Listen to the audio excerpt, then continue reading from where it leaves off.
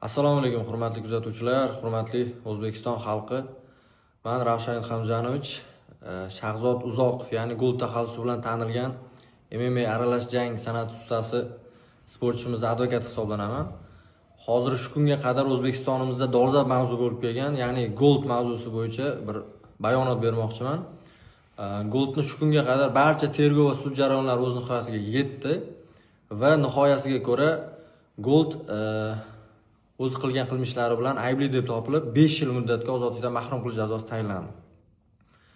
Tayinlangan jazoni o'tab chiqquniga qadar aziz muxlislar, O'zbekiston xalqi, goldni muxlisi bo'lib qola olasizmi? Unaqa emas. O'zbekistonni yuragiga podpisatsiya bo'lganmiz-ku biz. Dushini va dushu. Sotilganlar otilmadi, otilganlar sotilmadi, ona. O'zbekiston alhamdulillah, mana alhamdulillah ozodlikka chiqib oldik. Onamga bu safar gul olib kelmadim. Onamning o'zlari gul bo'lib turibdilar. Onamning mana degan gullar uyaladi. Men sizlarning podishkalaringizni, har birlaringizni podishkalaringizni eshitdim va ko'rdim va sezib kelyapman.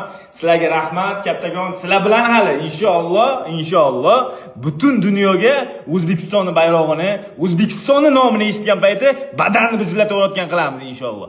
Dostoyniy mujiki demayman. Dostoyniy mujiklik qila olmadik. Dostoyniy mujiklik bo'layotganimizda onamizdan ko'z yosh chiqmasligi kerak edi. Порядочный mujik bo'lamiz bundan keyin. Давай mujiki.